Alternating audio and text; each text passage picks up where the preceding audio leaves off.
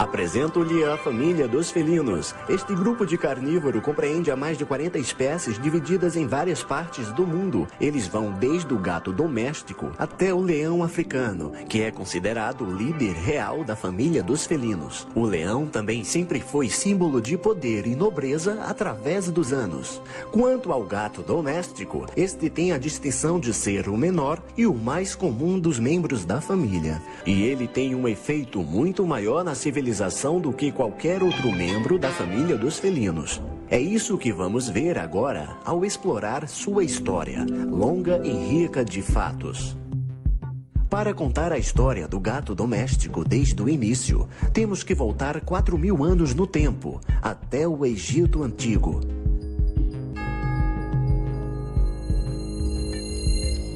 A história da primeira associação do gato com o homem ainda se pode ver nos monumentos daquela época. Nos hieróglifos, a forma egípcia de registro, com imagens e símbolos, vemos a grande habilidade dos egípcios para domar animais selvagens. O cachorro, a águia, a ibis, o crocodilo e o gato. Acredita-se que o gato fosse, originalmente, o gato selvagem africano. Cut, cut, cut, cut. Cut, cut, cut. Cut, cut. Com paciência infinita, os egípcios conquistaram a confiança dessa criatura selvagem e imprevisível. Cut, cut.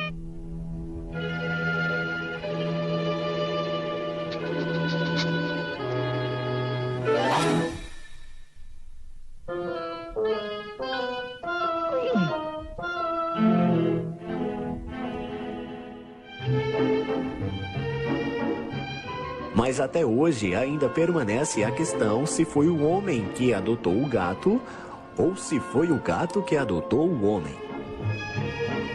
Enquanto os egípcios usavam os gatos para destruir os ratos que ameaçavam seus estoques de alimento, os gatos, por sua vez, usavam os egípcios e suas casas para seu próprio conforto e conveniência, sempre se mantendo, porém, reservado e misterioso, e totalmente independentes. Devem ter sido essas qualidades que impressionaram os egípcios, pois eles consideravam o gato uma criatura superior. E então, o gato se tornou o símbolo de grandeza. Para eles, o sol nascia e se punha em seus olhos, e ele era adorado como um deus. No entanto, nem os gatos sagrados conseguem viver para sempre. E, quando um gato morria, seu enterro era tão elaborado quanto o de um faraó. Como a do faraó, sua imagem também era entalhada em seu túmulo. O gato era mumificado e tigelas de leite e ratos eram enterrados com ele.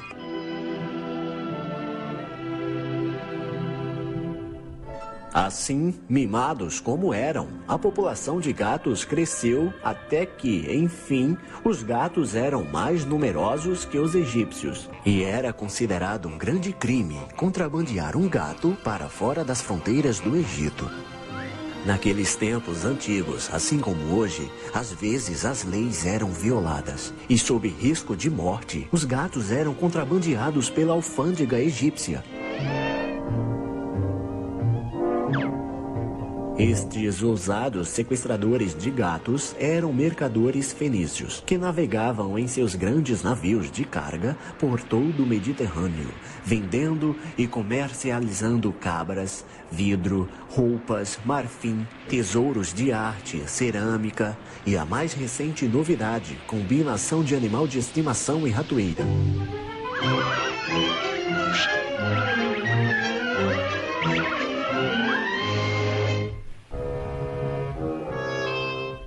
Nas novas nações, o gato não era sagrado. Era um gato, simplesmente. Poderia viver no palácio e ser o favorito do rei. Ou poderia achar um lugarzinho em uma humilde cabana camponesa.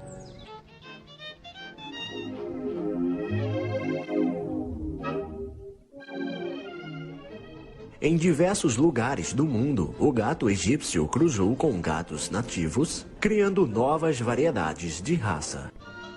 Com o passar dos séculos, os gatos começaram a migrar para outros países, seguindo a trilha do comércio, sendo eles passageiros ou clandestinos.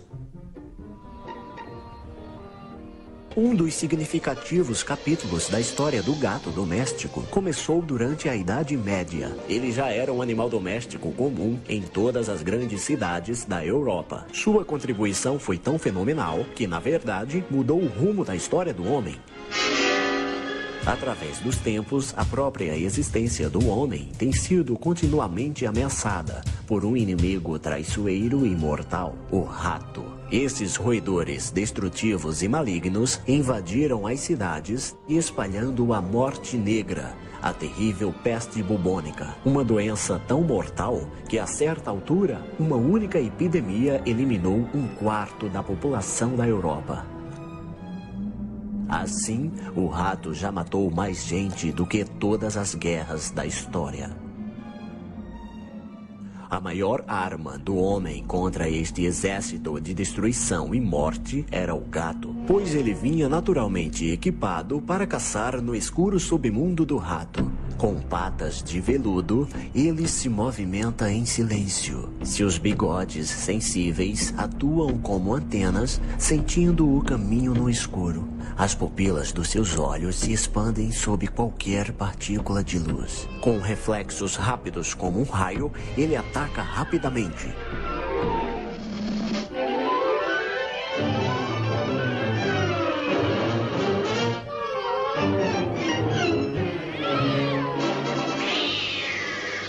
Se os milhões de ratos destruídos por gatos tivessem se multiplicado, poderiam ter eliminado a população de cidades inteiras. Mas nem sempre o gato foi recompensado por seu grande serviço à humanidade.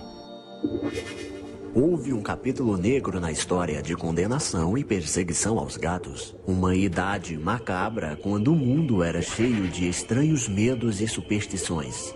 Acreditava-se que espíritos malignos viajassem pela terra em forma humana. E milhares de pessoas inocentes foram enforcadas ou queimadas por bruxarias e feitiçaria. Elas eram condenadas pelas palavras dos ignorantes superiores. Fofocas tornavam-se boatos selvagens, espalhando-se pelas aldeias e vilas, se distorcendo e transformando-se em lendas fantásticas e monstruosas.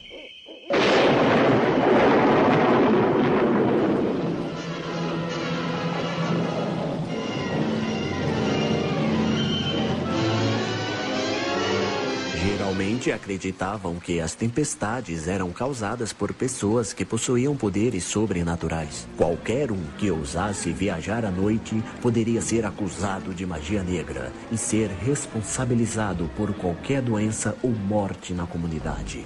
Como o gato, por natureza, era uma criatura da noite, ele também despertava desconfiança.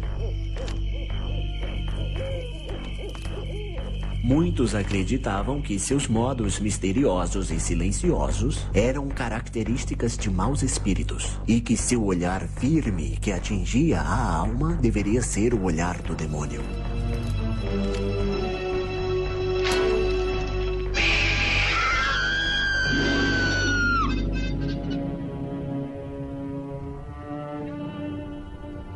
It was the evil eye, I tell you. I could feel his black spell creeping over me. Then all at once he turned into a terrible demon and came flying at me, screaming like the voice of doom. He's not a cat, he's a devil.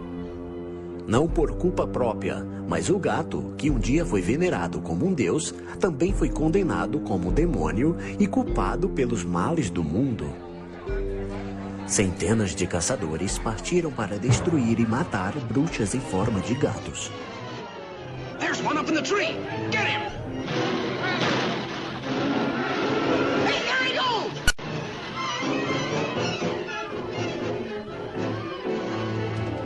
No auge do terror e da ignorância, centenas de milhares de gatos foram mortos. Felizmente, porém, alguns sobreviveram para dar continuidade à espécie, retomando seu lugar na sociedade humana.